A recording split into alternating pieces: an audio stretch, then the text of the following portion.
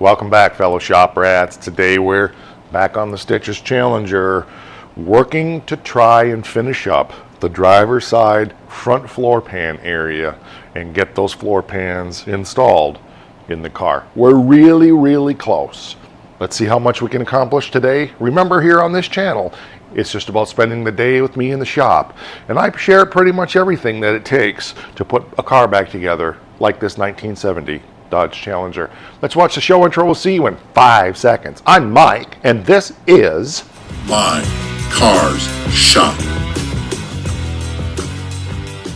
As per usual, the very first thing we need to do is get all this back out of here. In order to install this, we need to drill plug weld holes. Lots and lots of plug weld holes. Now, one of the decisions that I have made is I was originally designing this center hump to this 4-speed hump to be removable, but I have decided that in the interest of time and keeping the project moving forward, I'm going to go ahead and permanently install this. Now, one thing that I need to do is it's a little bit too wide, so I need to trim it up over there, and of course there's some holes in the floor and it's not quite fitted up there, so we're not doing that today. We're going to have all of this prepped and ready to install it, and there's some trimming that needs to be done on the other side. But we're going to have it all prepped and ready to install against this floor pan, so the floor pan will be ready. Now, if you remember the process here, there's 2 pieces of floor pan that are not attached. Everything back here is done. We did that in our last episode. This piece of floor pan here is not attached to that one there. That one needs to go in before this one. So let's pull all of this back out of here, and then we'll get our plug welds drilled and get everything lined up one last time. And we'll take the plunge and go ahead and get this permanently installed. That's the piece we're going to start with, is getting that one installed in the car. So we got to make some marks and some lines and drill some plug weld holes, and well, there's just stuff. I've drawn a couple lines to kind of get us in the ballpark of where that frame rail is under there, so we can drill those plug holes down. We'll drill a couple of test holes front and back to make sure my lines are fairly accurate. And I think that's the only thing we need to drill there. The rule of thumb when you're drilling this stuff, always weld to your thicker metal. So in this case, the floor pan is thinner than the frame rail, so we'll drill the holes through the floor pan and weld to the frame rail. Now, in the case of the new floor pan to the firewall, the metal here is a little bit thicker in the new floor pan than the firewall is, because it's, you know, however many years old this car is now, and that would require maths, and I think it's 53 years old, which makes sense because it's younger than I am by a bit. But anyway, so we will drill our plug weld holes through the firewall flanges into, so that we weld to the floor pan, and then in the side, because we only have one option, is we will drill through the floor pan so that we can weld it to the rocker panel as we move backwards. So I just wanted to share my philosophizing about that. Always weld from the thinner metal, drill your holes in your thinner metal, and weld to your thicker metal. You'll get better welds. For those who haven't seen, there everything is, where we're going to be attaching everything. So yeah, let's go over to the fender stand workbench that we always put up, and we'll drill the holes in the floor pan first. First step is always snap punch everything where you're going to drill your holes. Just makes your life a lot easier. I need to drill holes in this flange over here, this flange here, and then down in the floor pan here. As I said, along this edge, everything will be drilled in the car because that metal is a bit thinner. So here, this is thinner than the frame rail, so we'll drill here and weld through. Here we don't have any choice because we can only access one side. Here doesn't really much matter, but it's going to be a whole lot easier to weld this from inside the car than going under the car and welding it back this way. So we're not going to weld this in today because the 4-speed hump isn't ready to be installed, but we will have it ready. So here we go. Try to do these every 1.5 inches or so.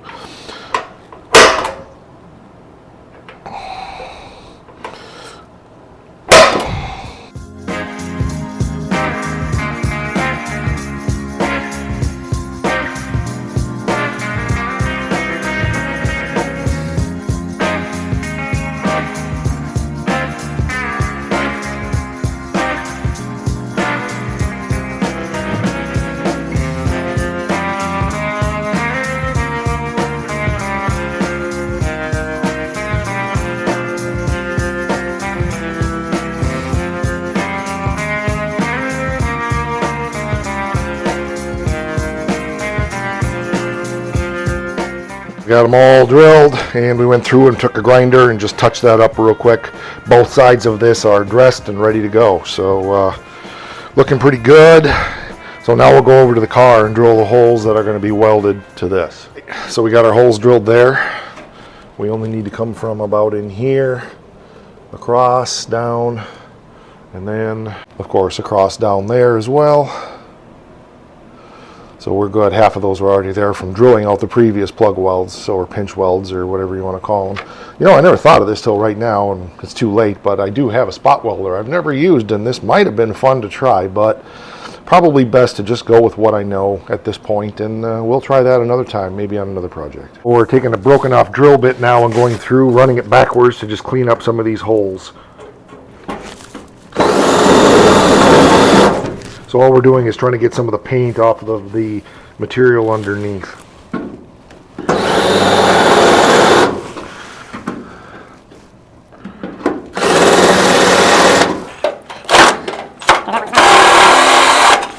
Okay, so I think we'll start welding here. Everything is clamped up there. It looks good. So we'll weld here. Oops, I forgot to drill one there. So we'll weld here and here.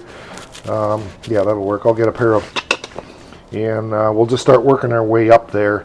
We got to peen this down a little bit, pull it down to the frame better. It's got a hump in it, and that's fine. I kind of knew that was going to happen. I put sheet metal screws here and here so that it's pulled over nice and tight. It's all clamped across the firewall, so I think we're going to be good to go.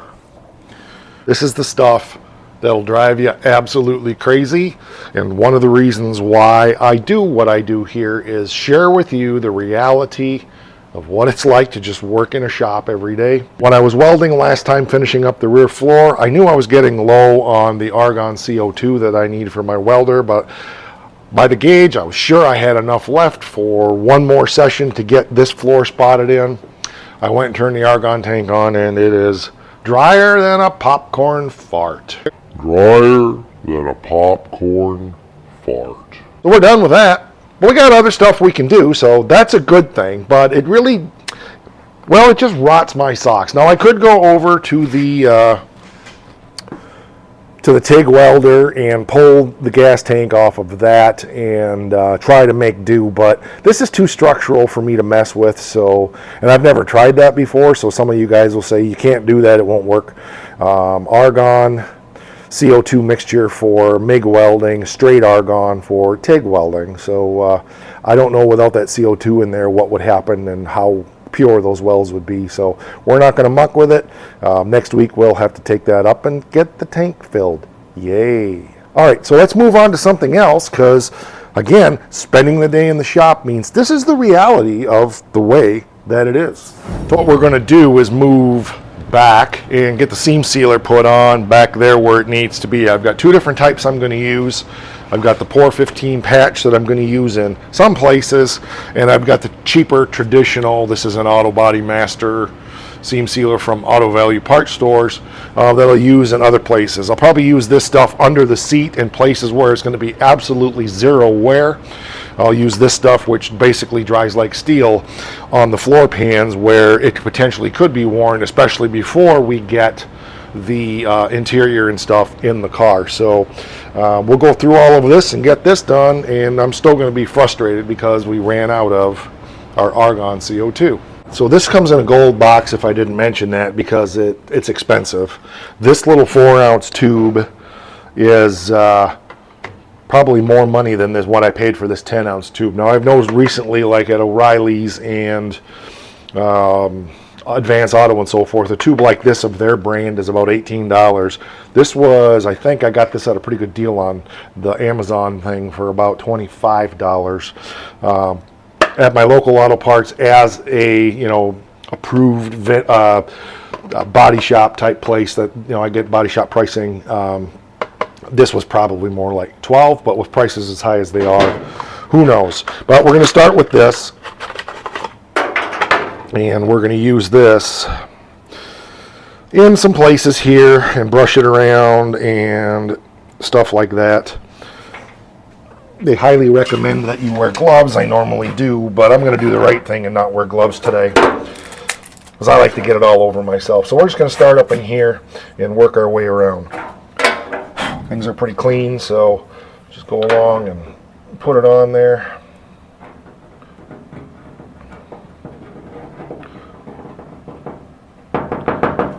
Okay, then we'll kind of just go along and, you know, we'll just kind of make it pretty. And the biggest reason for this isn't so much looks, although it does greatly improve the look. The biggest reason for this is if there's any little pinholes and stuff, it'll just keep the moisture out of those welds. So I like the look of it myself, but it's a little more than just looks. It's a function, not just a form, is what I'm trying to say.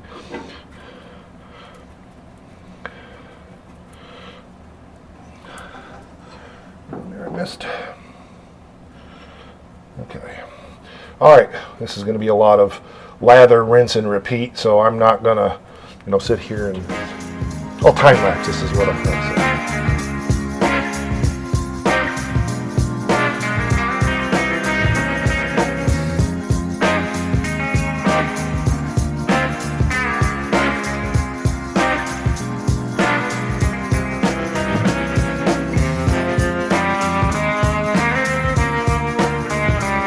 Some of you guys were aware that I have been on the phone with the company that makes lizard skin, and I've got the skinny on that product. So I'm really excited about what all of this is going to look like once it's, you know, it's all sealed up with this seam sealer, and then we go over this with lizard skin, probably on both sides is what I'm thinking. I think it's going to make really, that's a sound deadening product, and I think it's going to be really nice. It's going to really make this car quiet. And then they have a ceramic, which is a heat reflective. I'm not so worried about heat down here. We could put the ceramic inside on the floor and put the sound deadener on the outside. We'll think about that. But we're going to put the ceramic on the inside of the roof so that the sun on that black vinyl roof won't make the car quite as hot. So it was a great conversation. They were extremely helpful. I'm very interested in sharing that product with you as we move forward so that you can see how that works. It's not terribly expensive, but some things you've got to spend the money on. So like this patch, for example, this seam sealer patch that I'm using, I'm thankful to Just Mopar Joe for turning me on to it. I really like the way this product works. It really makes a nice, you know, a nice seal, and it's very hard. So on a floorboard, like I said, because this car isn't going to have an interior in it for quite a while, I don't have to worry about getting in and out with my shoes and my boots and peeling off the seam sealer and then having to redo it. This stuff is like, it's almost like metal. It's so hard.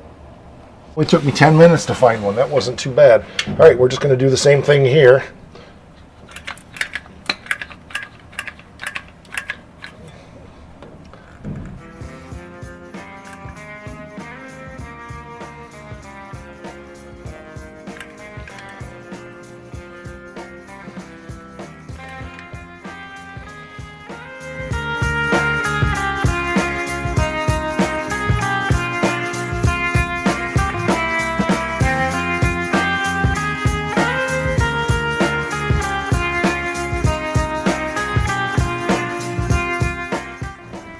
Get it down in all the cracks and crevices and all that stuff. I wished it would have been black.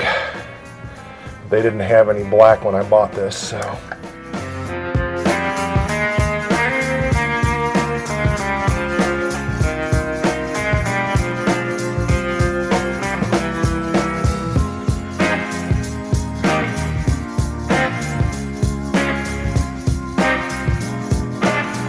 Was not on my agenda to do today, but you know, you've got to drop back and punt sometimes.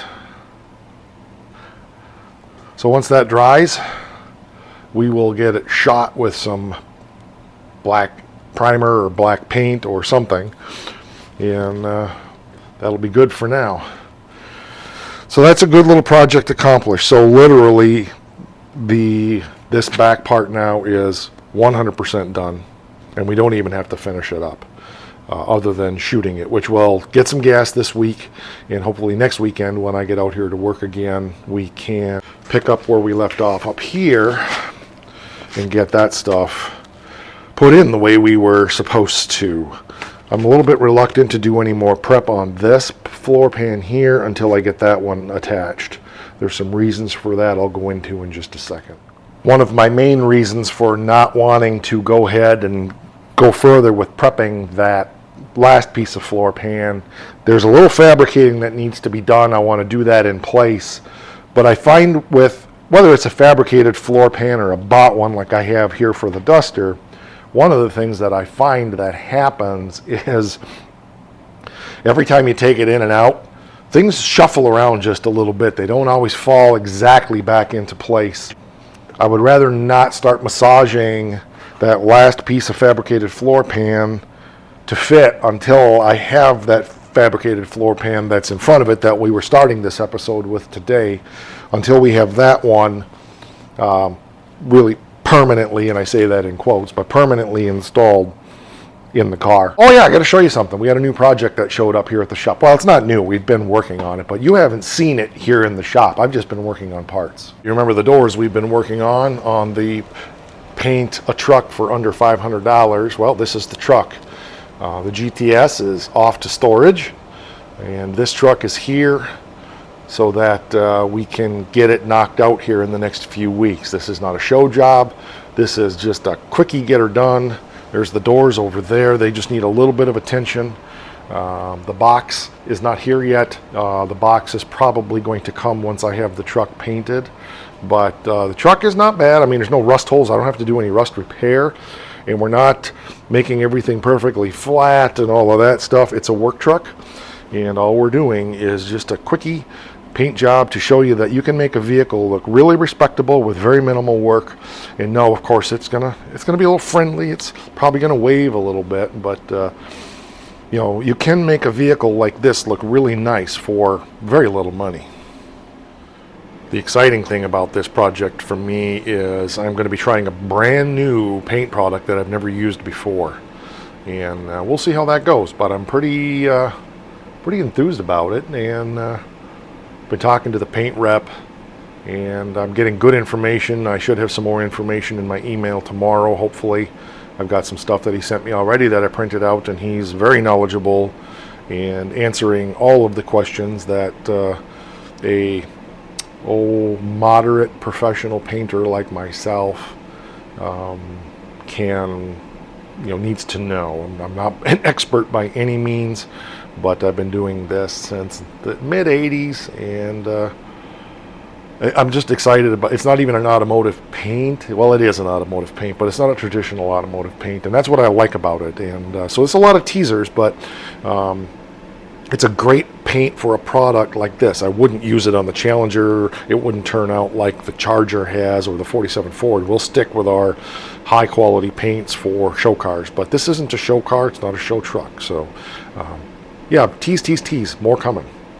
You guys aren't here about the truck project, but I just thought I'd share that with you because that was yesterday. I didn't get to film at all because I went, picked up the trailer from my nephew, and we went and picked up the truck, brought it here, loaded the GTS on the trailer, and took it back to his place for storage, and then put the 47 over in the other garage. And there was just a lot of shuffling going on yesterday. But here's what I want to talk about. So once this is installed over there, the next thing I want to do is finish this 4-speed hump, get that trimmed the way it's supposed to be and all of that.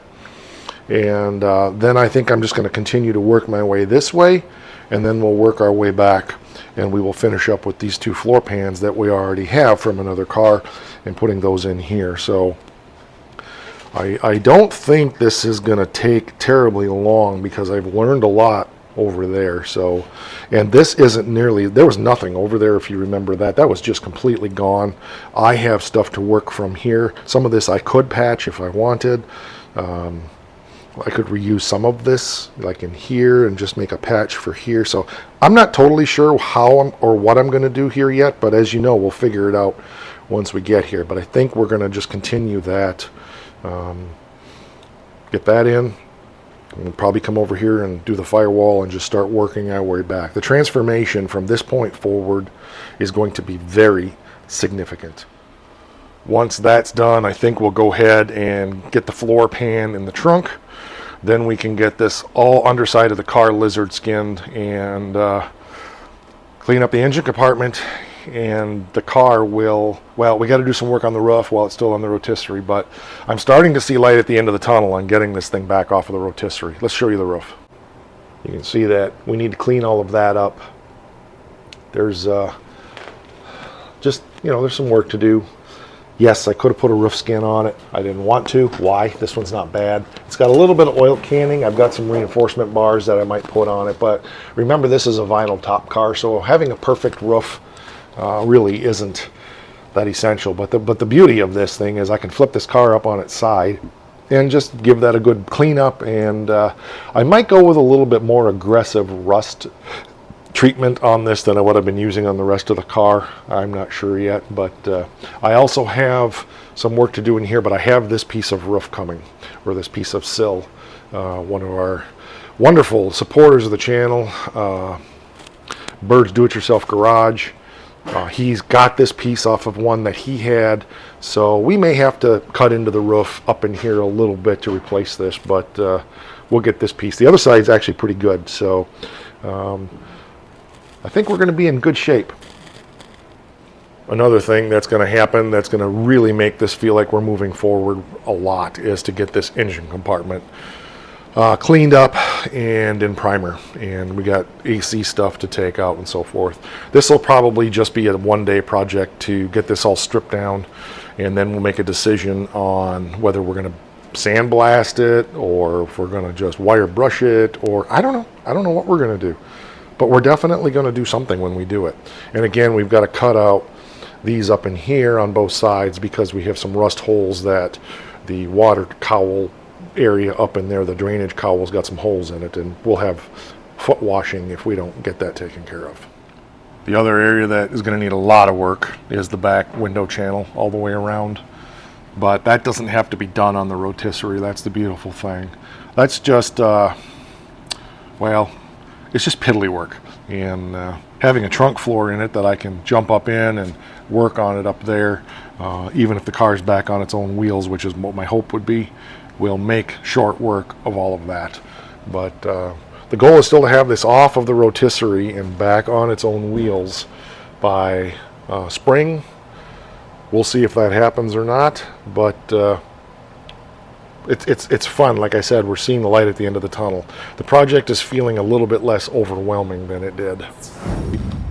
As you've heard me say before, I'm a bit ADD, and I always come out in the shop and say, what do I feel like working on today? My project focus has obviously shifted from the Golden Mullet project for the reasons I've already mentioned about having pretty much most of the information that I need to start, you know, to continue, I should say, searching for parts for that project.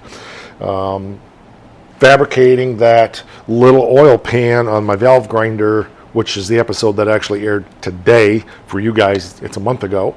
Kind of got me in the mode to melt metal, so we were able to go ahead and finish up all of this back here that I'd been putting off and move forward on getting these front floor pans in. As we did today, we ran out of gas on the welder. That's just the reality of spending the day here in My car's shop. I really appreciate you guys more than you know. Some people ask, you know, how can you juggle everything like this, and how can you keep track of everything and all that? Well, I'm not the most organized person in the world, but as I age, I mentally tend to lose track of things a little bit. But I'm getting faster at the work the older I get. I can see that. It's just because of sheer repetition of doing it. And I like the variety more than anything. If I had one car and one car only to work on, I don't know which one I would pick. But I promise you I wouldn't work on it as much as I work on everything out here, because I like to go over here and then go over here and then go over here and then go over here and then go over here and to go over here and go over here and go over here and go over here and go over here. That's the reality of the way I do things. So thank you for spending the day with me out here in the shop. My dad is actually on his way here right now. We're not working on the Oakland today. He's looking at a new car and wanted me to take a look at that for him. So I need to wrap up, and I got quite a bit of editing to do on this episode, of course. We're over on the Face thing. We're over on Instagram. She loves us and gives us cookies and all that kind of stuff. You've heard me say that silliness before. / My Car Shop. We're here on YouTube. The one thing you can do that would really help us is share these videos on all your social media platforms. Tell your friends, tell your enemies, tell your family, tell anybody that you think might be interested, even if they're not into cars per se, anybody that might be interested in seeing what it takes to fabricate a project like this, or restore a project like that duster, or work on doing a quick paint job, or whatever it is. Every project on the channel, if you look, is broken down into playlists so that you can watch the projects from beginning to end. So we don't do an episode with a project from beginning to end, but you can see the project from beginning to at least current state just by looking at the playlists.